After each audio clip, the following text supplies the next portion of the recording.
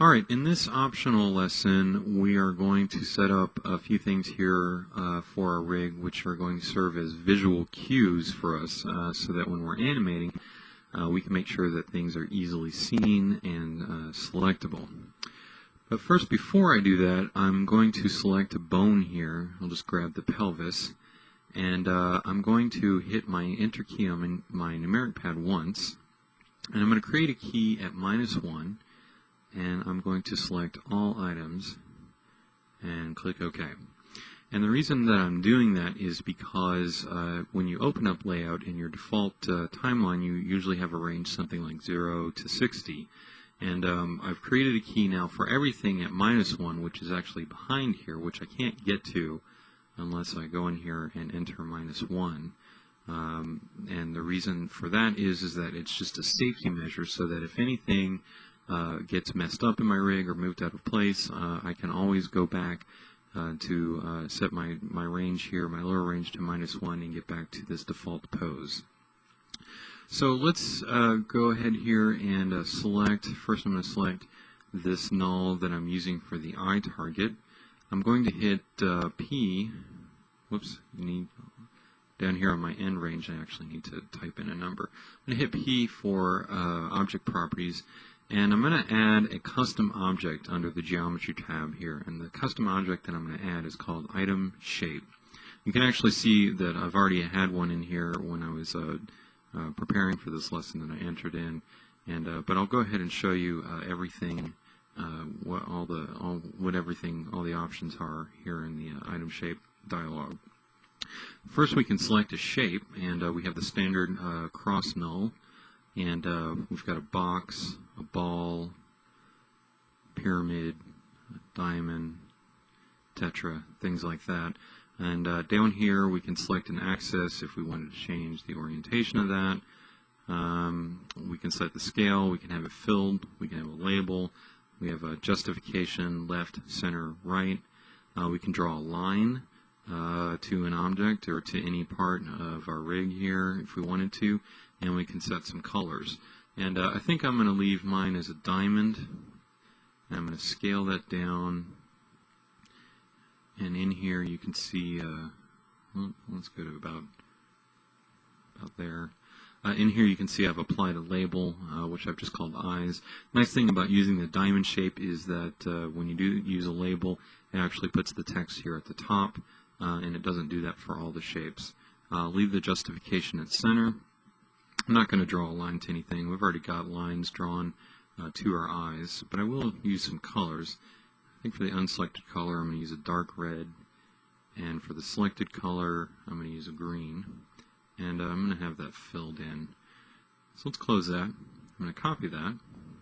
Now I'm going to select our right IK arm null, and I'm going to paste that in, but I'm going to change this a little bit. Instead, I'm going to use a box. And I'll go ahead and leave it at that size, but I don't want it filled, and I don't really want a label for it.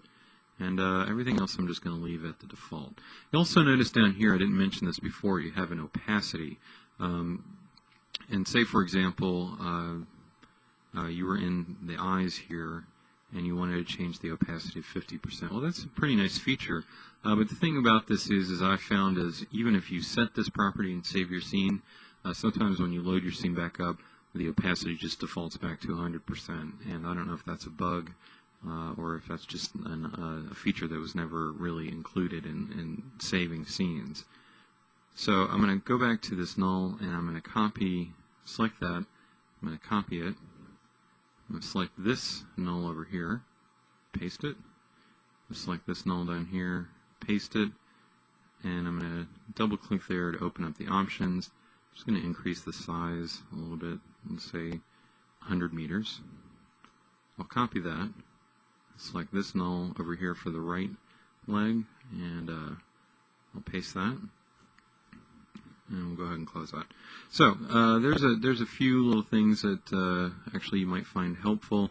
Ultimately, what I do for my own preferences is that I'm going to go in the scene editor later, and I'm going to hide all these bones here that I actually don't use to animate, and so that when I'm looking at my rig, Actually, all I'm seeing are things that I can use to animate them, and I don't have to look at things that I don't want to look at. Okay, let's actually select this null down here, which is the reference null. I'm going to hit Item Properties again, and I'll go ahead and paste what I had in the what I had before. But for this one, I'm going to select a ring. I'm going to increase the size quite a bit to about there, and I'm going to leave that filled. And down here under Unselected Color, I'm going to choose a dark green, and that'll be a good color because we've got a dark red here for these shapes, and a dark green will give us a nice contrast. And for the selected color, I'll just use kind of a brownish. So now if I deselect that, let's say for example I select the pelvis. Actually, let's select this null here. You can see now when I move this down, I can actually see when I'm having a little bit of floor penetration, and that might be a good guide if you don't actually have any other geometry in your scene. And certainly you can deselect this if it ever gets in your way and you don't want to look at that. Okay, let's do one more thing here. I'm going to add in another null, and this one I'm going to call left foot roll proxy. Actually, let's simplify that. Let's just call that left foot proxy. And I'm going to turn off auto key, and I'm going to turn off parent in place. Go into my schematic view. I'm going to grab that null and move over here to my left side. And I'm going to parent that to the left IK leg null. Let's go back over here. So now you can see that that popped into place there. And I'm going to leave it parented for the moment, and I'll turn on auto key. Move this null forward a bit. What I'm going to use this null for is a proxy object. You'll notice in this area here, we've actually got a couple things that we could select. One of them is the IK handle to move our leg. And then we've got that other little bone down here, which is the one that we use for the foot roll. And actually, I'm even having a... Looks like, yeah, okay, I did get it selected that time. It's kind of hard to tell. Well, I want to set up an object here so that I don't have to go in and try and grab that little tiny bone, because I might accidentally select this null here for the IK. So I'm going to take this object, and I'm going to go into P for Item Properties, and I'll go ahead and paste what I had left before, which looks like it was a box, and let's set that to a ball.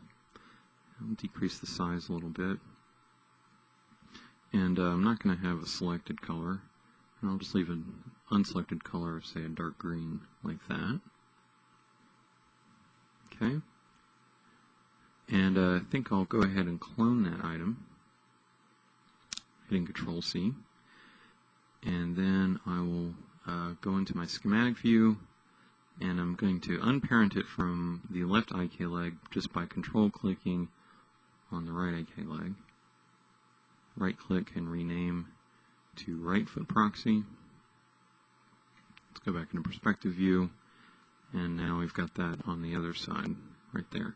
Okay, let's go into layout, plugins, and master plugins, and we're going to add the plugin in here called proxy pick.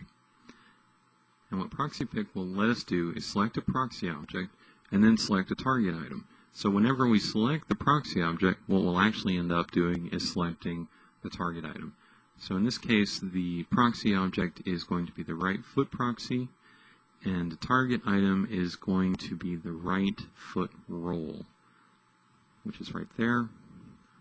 Just go ahead and close that. I'm going to select off of that for a second, and oops, where did our null go? It's there. But you know what? I picked a bad color for it, didn't I?